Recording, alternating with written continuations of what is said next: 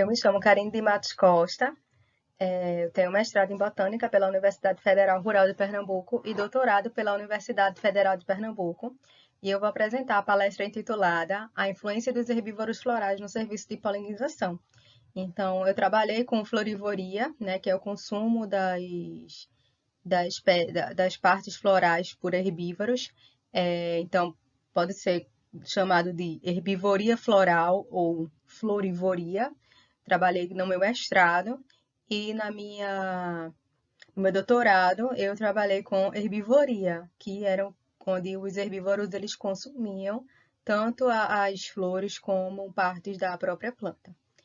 Então, o que veremos nessa palestra? O serviço de polinização, já que a gente vai explicar, né, como que essa florivoria ela atrapalha esse serviço, o que é florivoria, atratividade floral e florivoria, e as estratégias que as plantas possuem para sobreviverem, né, a essa situação de florivoria. Então, o serviço de polinização ele pode ser realizado por vetores bióticos, que são os animais, que podem ser mamíferos como morcegos, pequenos mamíferos como alguns roedores que chegam a realizar o serviço de polinização, como alguns marsupiais, tem alguns relatos. Podem ser realizados por aves, por mosca, como por exemplo essa foto que eu coloquei, né? A mosca contatando as estruturas reprodutivas de uma convolvulácea, né? Que é a Daphnia montana, essa mosca papada venetorum. Então, está atuando como polinizadora nessa espécie. Borboleta, esfingídeo, besouros podem atuar como polinizadores. Então, os animais, eles são vetores bióticos, mas a gente também tem vetores abióticos de polinização, como a água e o vento, que atuam em algumas espécies como agentes de polinização. A planta, como ela é séssil, então ela precisa realmente de um vetor para que ela consiga fazer a reprodução cruzada, né? Que traz o benefício da diversidade e variedade genética para a planta. E esse pólen, ele fica, quando a gente fala de polinização biótica, que é o que vamos focar aqui nessa palestra, aderido ao corpo do polinizador. Então, nessa relação mutualística, né, o polinizador ele vai estar lá se alimentando do recurso que a flor está oferecendo e, por tabela, ele vai transportar, né, esse grão de pólen, né, que é o gameta masculino, para a estrutura feminina, né, numa flor da mesma espécie, para que haja a fecundação na flor e a consequente formação de fruto. Então, para que esses polinizadores eles se sintam atraídos pelas flores, essas flores elas emitem sinais sensoriais, que é o sinal de, olha, aqui tem recurso, né? Vocês podem vir comer aqui que aqui tem. Então, esses sinais sensoriais, eles podem ser a cor da flor, pode ser uma cor atrativa para determinados grupos de polinizadores, pode ser a forma da flor, a simetria da flor, emissão, né, relacionada à ultravioleta, tanto absorvente como reflectante, dependendo da estrutura floral, emissão de odor, né, nessas flores. Então, espécies que têm inflorescências, né, sejam muitas flores que se agrupam, né, para formar um cacho, e esse cacho ele se torna visualmente mais atrativo para chamar a atenção desses grupos de polinizadores. Então, assim, são vários sinais sensoriais que as flores elas podem trazer, né, os polinizadores, né, chamar esses polinizadores para visitá-la, só que as condições ambientais, né, como mostrando aqui nesse esquema, também interferem nesses sinais que são emitidos. Então, como por exemplo, a questão, a detecção, assim, por exemplo, de herbívoros que podem alterar a simetria da flor, né, que podem alterar a forma que a flor ela está emitindo esse sinal. Então, os herbívoros, quando eles se alimentam das folhas das plantas, né, das partes vegetativas das plantas, a planta ela pode alocar o recurso, né, a energia dela para se recuperar desse dano e investir menos em reprodução, ocasionando uma floração menor, por exemplo, né? Então, a partir do momento, por exemplo, que se o herbívoro ele consome a flor, então a flor vai estar lá danificada. Então, alguns polinizadores podem reconhecer como uma ameaça, então simplesmente ignorar aquela flor, passar por ela, não visitar. A flor não se torna tão atrativa quando ela está intocada. Então, existem N fatores ambientais que podem se interferir na forma que esse sinal ele é emitido aos polinizadores e da forma que esse sinal ele é recebido. Então, nem todos os animais que vão nas flores, eles vão para polinizar. Então, existem algumas classes. Eu coloquei essa algoclória, né, essa abelha, como um exemplo de polinizadora. Então, pode ver aqui que a parte aqui, né, do tórax dela e abdômen está contatando aquelas estruturas reprodutivas da flor, né, à medida que ela está coletando o recurso, então aqui ela está realizando sim o serviço de polinização, né? Enquanto que aqui o Nyctelius nictelius, essa borboleta, ela está tomando o néctar da flor, mas o corpo não toca as estruturas reprodutivas da flor. Então aqui ele está pilhando, né? Ele está roubando o recurso. Então existem alguns animais que eles conseguem acessar o recurso, principalmente em flores com morfologia, né, abertinha, né, que a gente chama de morfologia generalista, eles conseguem acessar esse recurso sem realizar o serviço de polinização.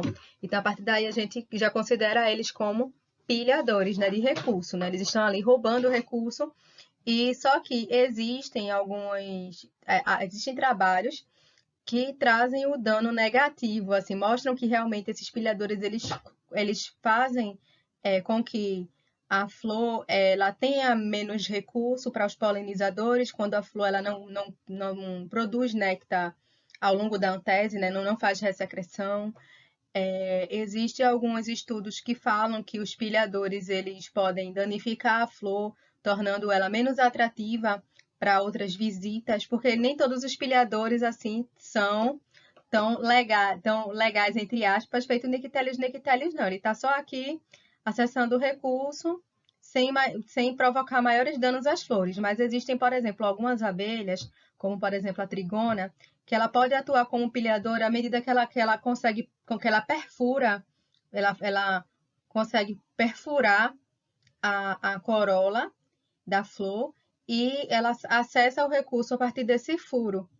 Então, os outros visitantes que vão após ela, no lugar de acessar a flor legitimamente para ir realizar a polinização, vai lá também acessar o recurso por esse furo, né, esse buraco que ela deixou na corola da flor. Então, a partir daí, existem alguns pilhadores que eles danificam a flor, tornando ela inviável para outras visitas, porque outros visitantes florais ou ignoram ou acabam assumindo um comportamento pilhador por causa do dano que ela deixou na flor. Então, existem alguns estudos que trazem, né, essa abordagem e outros que informam que os pilhadores eles não são tão ruins assim, feito esse aqui. Então, esse aqui, ele enfatiza que os pilhadores, eles podem estar lá numa relação os ladrões, no caso de néctar, eles podem estar lá numa relação de comensalismo, assim, que ele não faz bem, mas também não faz mal. À medida que os polinizadores eles não conseguem discriminar qual a flor foi pilhada e qual flor não foi, então ele vai lá e realiza o serviço de polinização de qualquer forma. Então, as flores eles não conseguem discriminar qual a flor que foi pilhada. E pode ser também que com a presença dos visitantes polinizadores, ou seja, se eu tenho mais polinizadores e menos pilhadores, então eu não vou ter assim um dano que vai interferir na reprodução da planta. Se eu tenho mais visitas de polinizadores ou maior número de polinizadores do que pilhadores. E também a questão da saturação de pólen, ou seja, se o pilhador pilhou a flor, mas o polinizador mas ela já tinha sido visitada por um polinizador, embora que ela não seja mais visitada depois de ter sido pilhada, mas numa única visita ou em duas visitas, ela já teve uma quantidade de pólen na parte feminina suficiente para gerar fruto.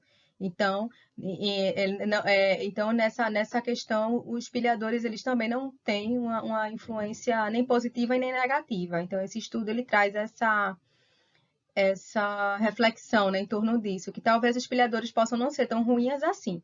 Então, por que isso é importante? Porque a gente vai entender como a florivoria está relacionada a essa questão do serviço de polinização, tanto de polinizadores quanto de pilhadores, que tudo está relacionado a esse serviço. Então, o que é florivoria, né? Eu já adiantei no comecinho que a florivoria também é conhecida como herbivoria floral. E ela consiste em qualquer danos às partes florais, sendo elas estéreis, que é a parte da corola, da flor, que são as partes relacionadas à atratividade, né? E as partes estéreis, né, que são a corola, por exemplo, né, o cálice, né, que são as sépalas, e as estruturas reprodutivas, que são justamente onde ficam armazenadas, né, as estruturas masculinas e onde fica onde fica, né, o local de fecundação e de formação de fruto, né, que é a parte de estigma, estilete e ovário, que é a parte feminina, né, que é a parte reprodutiva. Então, por que os herbívoros eles buscam as flores?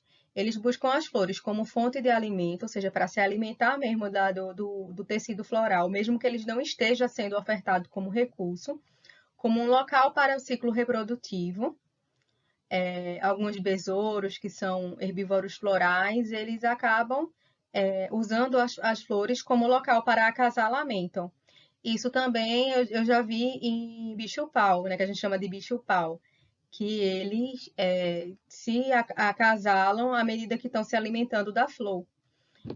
Então, pode ser um local para ciclo reprodutivo e também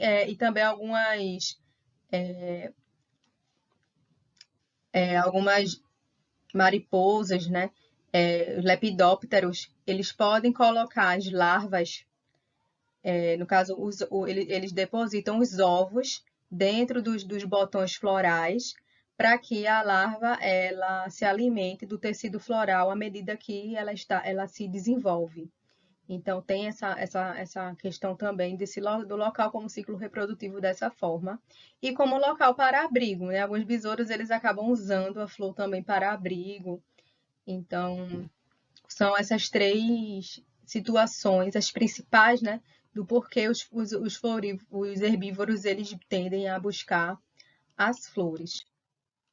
Então, essa relação entre herbívoros e flores é uma relação, assim, bem assim, considerada por alguns estudos como evolutiva. Por quê? Porque já foi comprovado, né, por exemplo, esse estudo traz essa informação que alguns herbívoros eles podem reter toxinas da planta para apresentar o aposematismo, que isso aqui é quando eles começam a exibir cores que servem como sinal de alerta, né? Eu sou perigoso, para evitar predadores.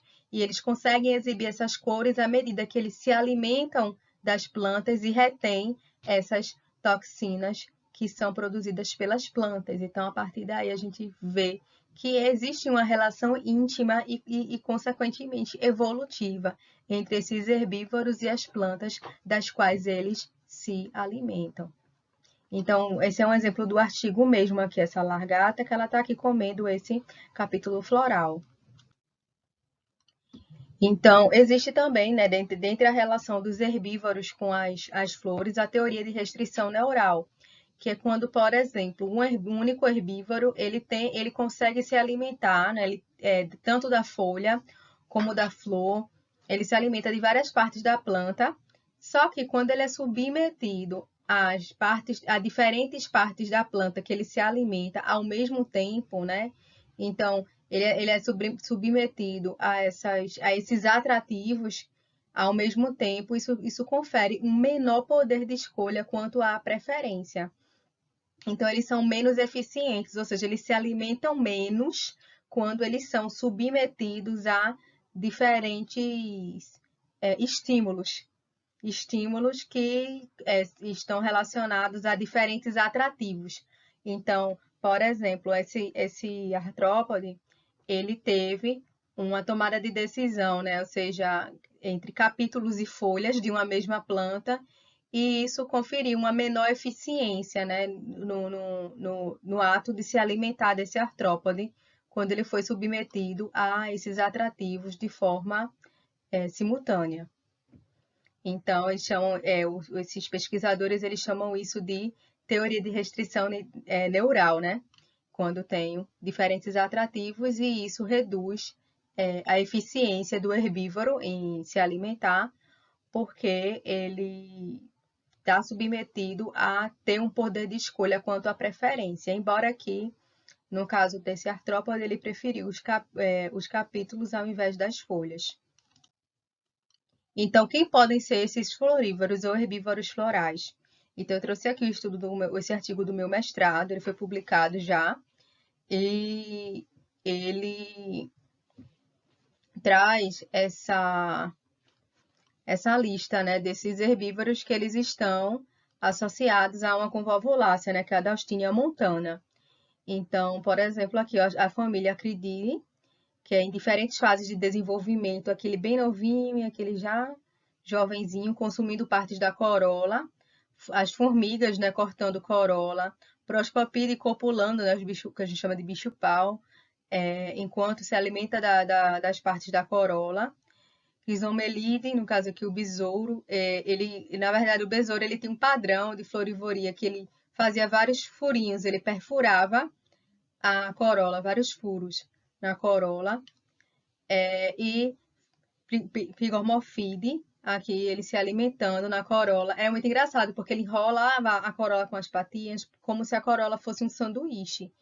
Então, ele fazia como se fosse um rolinho, assim, com as patinhas, para se alimentar. Então, aqui só alguns exemplos, né, de florívoros, mas a gente também tem largatas, né, que na sua fase de desenvolvimento, né, que são de lepidópteros, podem se alimentar dessas flores. A gente tem os lepidópteros que colocam os ovos nos botões florais, né, para que eles eclodam nesses botões e se alimentem do botão floral durante o desenvolvimento. Então, a gente tem, assim, N herbívoros que podem atuar, assim, danificando a flor. Então, em relação ao tópico, né, de atratividade floral e florivoria, como eu falei, anteriormente, as flores elas emitem sinais sensoriais para que os polinizadores, né, os visitantes florais, as localizem. Dizem, ó, gente, eu estou aqui, tem recurso aqui, venho para cá me polinizar, né, para que eu consiga me reproduzir. Então, esses atrativos florais, eles sinalizam aos visitantes a presença de recurso e instigam esses animais a realizarem visitas nas flores. Então, por exemplo, né, exemplos de atrativos, tamanho da flor, simetria, cor e perfume. E a gente também tem uma teoria, né, que é a teoria de síndromes da polinização, que é quando, assim, por exemplo, eu me deparei com uma espécie florida, mas não se tem informação sobre quem visita ou quem poliniza essa espécie. Ou então eu estou andando no campo, vi uma espécie florida que eu achei interessante, mas eu ainda não sei nada sobre ela. Então, através das características das flores, a gente pode inferir quem são os seus possíveis visitantes e quem é que poliniza aquela flor. Então, por exemplo, a gente tem aqui os besouros associados a flores que têm o cheiro, né, o odor de matéria em decomposição, né, em moscas necrófilas, e aqui a gente tem as moscas necrófilas e os besouros associados à cor marrom. Mas os besouros eles também estão associados ao branco também e a cores escuras. Então, a gente tem aqui uma rede, né, interligando as cores das flores e o perfume aos seus possíveis visitantes florais. Então, a gente pode fazer essa relação, né, e mais profundamente a gente pode afunilar, né, essa rede, acrescentando a forma da flor, né, o recurso que a flor oferta, e a partir daí a gente consegue ter uma previsão mais precisa dos visitantes florais e dos polinizadores dessas flores. Então, as características das flores, elas relacionadas à atração de polinizadores, ou seja, odor, cor, a parte do tamanho da flor, perfume. Então, elas estão relacionadas a atrair polinizadores, mas elas também podem atrair antagonistas florais. Então, esses antagonistas florais podem ser os florívoros, né? Que são lá que localiza a flor pelos mesmos sinais que ela emite para os visitantes florais, né? Polinizadores. Então, em inflorescências, por exemplo, do Tacca cristata, né? Que é tacácea, plantas com flores maiores correm um risco de florivoria, maior risco, podendo perder 40% das suas flores. Então, aqui a gente tem os florívoros também atuando como possíveis agentes seletivos nessas flores. Porque à medida que eu tenho uma população em que as flores maiores são mais danificadas e provavelmente, se a planta perde a flor, é porque ou essa flor não é visitada, né, e não forma fruto, ou então existem algumas plantas que fisiologicamente abortam flores danificadas, ou seja, a flor ela simplesmente cai da planta. A planta abandona aquela flor danificada. Então, está havendo aí uma possível seleção, onde flores de tamanho menor, que não são danificadas, vão passar o seu gameta masculino adiante através dos polinizadores e vão se reproduzir mais, alterando assim essa característica, né, de tamanho floral na população. Então, a gente também pode pensar nos herbívoros florais, nos florívoros, como potenciais agentes seletivos também, à medida que eles demonstram uma preferência por determinado atributo de uma flor em detrimento de outras.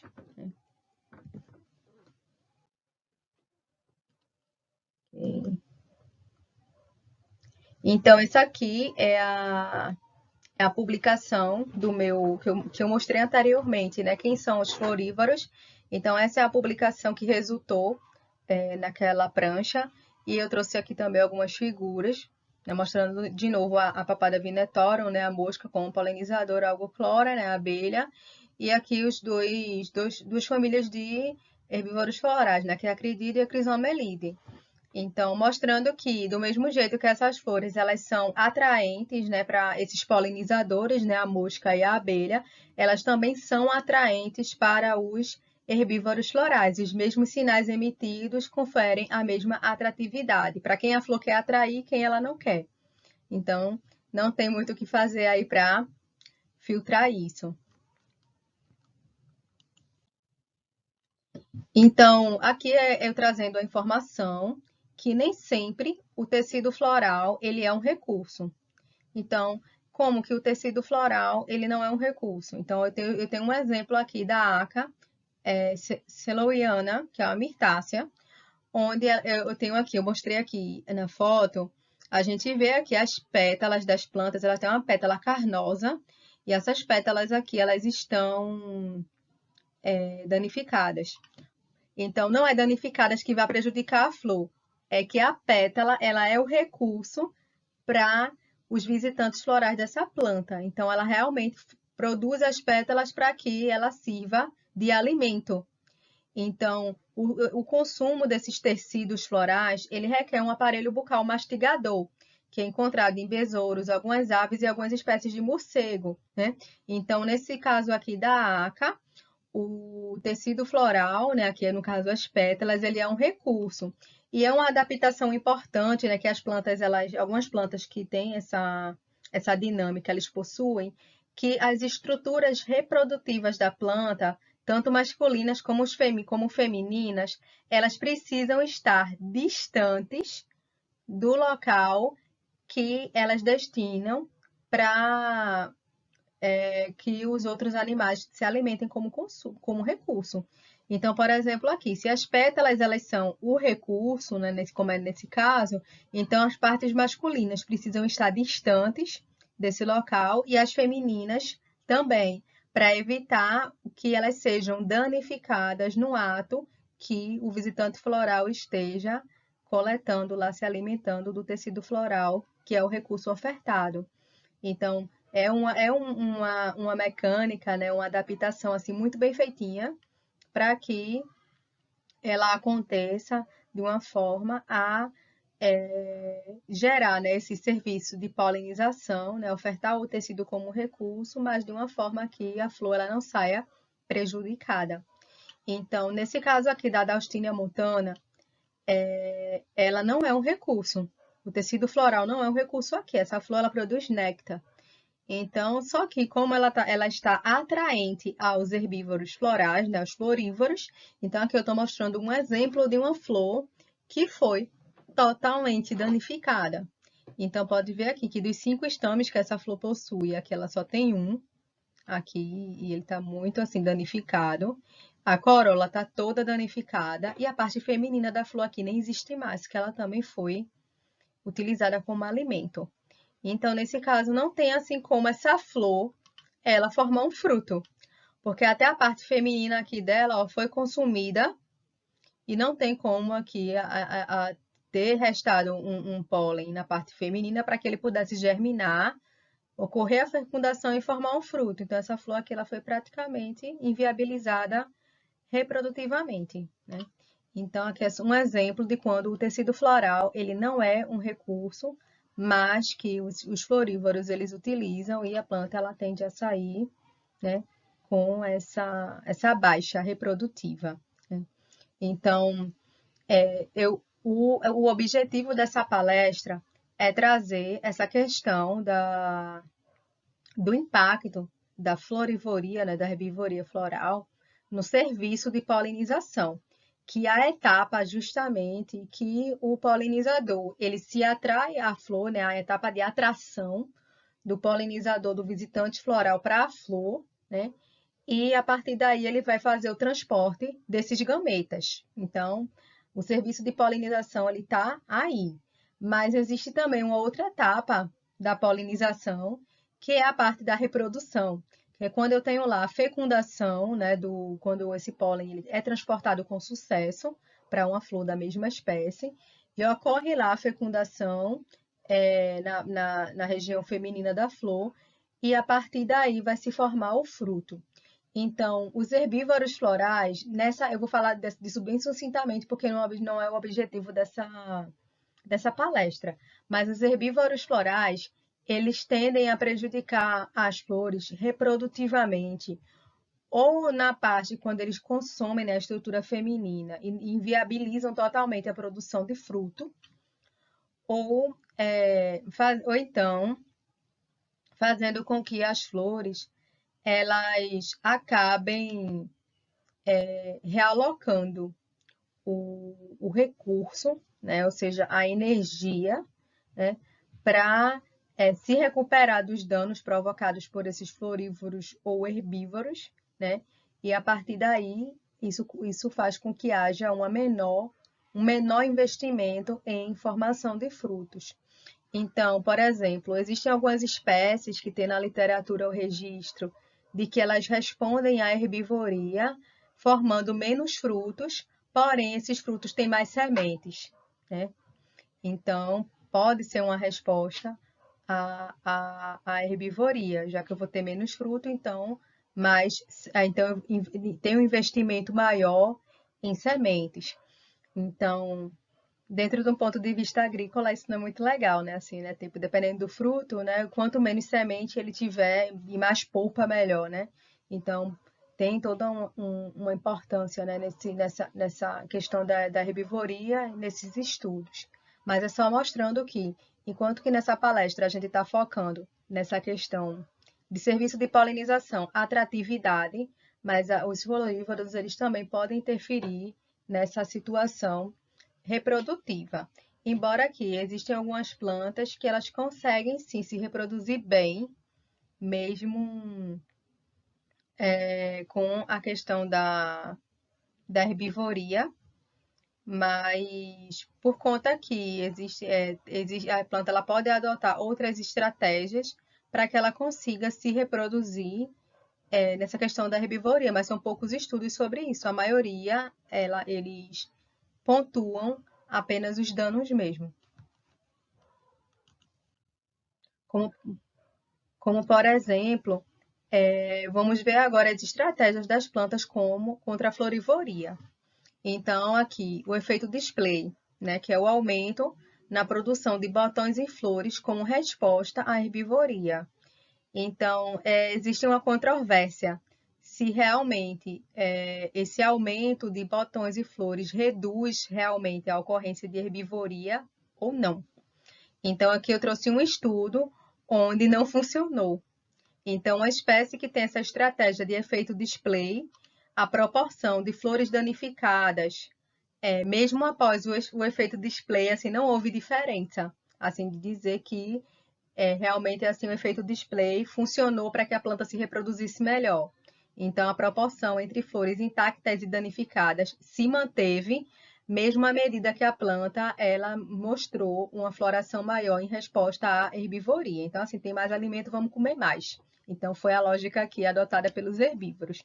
E aqui aqui eu coloquei um estudo onde o aumento da produção de flores funcionou como uma estratégia para que a planta ela fosse menos danificada por herbívoros e atraísse mais visitantes florais.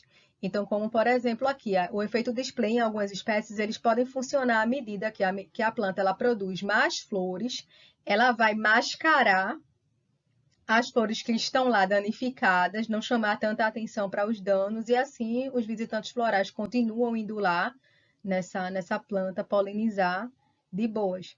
Então, nesse caso aqui, né, da Ticinacea recurvata, né, que é uma bromeliácea, o efeito display funcionou. Então, há controvérsias, né, se ele funciona ou não funciona. Então, trouxe os dois exemplos para vocês verem.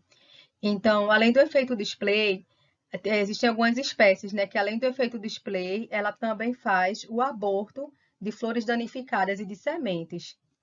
Então, por exemplo, aqui nessa espécie de Sophanrus palanga, então a gente tem o aborto de 1/3 das flores que foram danificadas. E aqui nessa espécie, que é a Sanicula arctopoides, de uma apiácea, a remoção de 55% das flores resultou numa redução de 52% na produção de sementes. Então, assim, remover flor também remover produção de sementes. Então, a gente vê um dano reprodutivo, né? Que não fica só na atratividade, né? Como eu falei anteriormente, né? Que eu puxei aquele ganchinho, também vem para a questão da atratividade floral, mas que está relacionada à reprodução da planta. Então, algumas espécies também possuem como estratégias os nectários extraflorais. Então, existem também, igual como o efeito display, existem também controvérsias sobre essa questão dos nectários florais como estratégias para herbivoria. Existem alguns estudos que comprovam que quando a espécie ela produz nectários extraflorais, né, que são nectários, como por exemplo na base da flor, né, lá no pedúnculo, né, que não é na flor, mas é no pedúnculo, ou na parte lá de inserção, né, das folhas. Existem algumas espécies que possuem néctar ali, néctar nos botões, né, que não é na flor, mas em partes dos botões, assim, que não é a flor propriamente dita.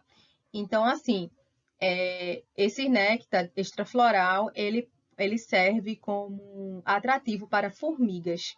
Então, um aspecto positivo, né, desse estudo realizado por Paz et al. 2016 mostrou que as formigas elas tenderam a ter um comportamento defensivo nessas plantas com nectários extraflorais, reduzindo as lesões por herbivoria. Inclusive, eu já vi formigas assim, meio que expulsando herbívoros mesmo. Então, algumas formigas elas têm esse comportamento territorialista e elas podem afastar possíveis predadores que venham assim a danificar a planta. Então, foi um aspecto positivo observado nesse estudo. No entanto, nesse estudo aqui de Martins et al. 2019, também com a mesma espécie, esses dois estudos foram com essa mesma espécie, Hipomea carnea, com valvulácea, ele identificou um aspecto negativo, onde uma redução, onde a presença das formigas, né, patrulhando, né, nessas flores por conta do nectário extrafloral, reduziu o número de visitas nessas flores. Então, os visitantes florais eles evitavam visitar essas flores por conta da presença das formigas. Então, a gente tem aqui no aspecto positivo e negativo de dois estudos com a mesma espécie, mas não deixa de ser uma estratégia para evitar a herbivoria. Então, outra estratégia consiste nas peças florais impalatáveis. Então, por exemplo, nesses estudos com Phaseolus lunatus, uma fabácea, eles identificaram que essa planta ela produz uma substância de defesa é, produ- é, produzida em menor quantidade em flores jovens e brancas e em maior número de substâncias em folhas jovens, mostrando que a planta ela tende a investir fisiologicamente mais na proteção das folhas do que das flores. Então, isso pode justificar, né? Se a gente extrapolar para as demais espécies, isso pode justificar o porquê que em algumas espécies as flores elas são mais danificadas do que as folhas propriamente dita. Talvez porque as plantas elas estejam realmente investindo fisiologicamente na defesa das folhas, já que perdendo as folhas elas vão estar perdendo superfície fotossintética, né? Enquanto que as flores ela vai perder vai perder reprodutivamente, mas é algo menos danoso do ponto de vista de uma folha danificada, né, para a espécie. Então, tem essa questão assim, de tornar as peças florais impalatáveis, né, ou folhas impalatáveis como uma estratégia. Aqui, por exemplo, em Calisteja, em Divisa, os alcaloides reduziram diretamente a herbivoria dos botões, e assim aumentou o serviço de polinização, ou seja, a planta ela produz alcaloides e esses alcaloides, em resposta à herbivoria, eles tendem a afugentar os predadores. Então, é uma barreira de defesa química, né, que as plantas elas podem ter para evitar os herbívoros. E a emissão de voláteis florais atraentes a predadores dos herbívoros. Então, um exemplo aqui é as aranhas caranguejos, as tomiços, onustas, que são atraídas às flores de Biscotella levigata. Esse foi um experimento realizado, onde eles mediram diferentes compostos e eles constataram que o beta-alcimeno, quando produzido pelas flores em maiores quantidades, elas podem produzir esse beta-alcimeno em resposta à florivoria, e esse composto volátil ele atrai aranhas. E essas aranhas elas podem se alimentar dos herbívoros, assim protegendo a planta, né, dos florívoros. Só que existem alguns estudos também, e eu já vi também, que as aranhas elas também se alimentam de visitantes florais como polinizadores. Então, assim, elas se alimentam dos herbívoros, mas elas também se alimentam do que pintar na hora assim para elas ficam lá de tocaia, né? Que essas aranhas caranguejos, elas têm aquela estratégia do senta e espera, ela se camufla na flor, né, na parte abaxial da flor, ou então ela com a cor parecida da flor, ela fica num cantinho que para talvez evitar ser distinguida pelo polinizador, pelo visitante ou pelo herbívoro, e elas tendem a se alimentar do que pintar na área. Então, assim, pode se alimentar tanto dos herbívoros favorecendo a planta, como se alimentar também dos visitantes florais como polinizadores. Então, existem alguns estudos que contradizem, assim, dizendo que nem sempre a presença das aranhas é tão boa assim para assegurar, né, o sucesso reprodutivo da planta ao se alimentar dos herbívoros, porque ela não come só herbívoro. Então, mas não deixa de ser uma estratégia, né, para afugentar os herbívoros e para que possa reduzir esse dano de flores danificadas, né? Então, eu gostaria de agradecer, né, a atenção por ter ficado até aqui, por essa palestra. Deixo o meu e-mail, karinecostabio@gmail.com, para qualquer dúvida, qualquer esclarecimento. Se tiver interesse, assim, qualquer artigo ou material que eu divulguei nessa palestra também, fica à vontade para entrar em contato comigo. Posso fornecer sem problemas. E é isso. Muito obrigada pelo convite.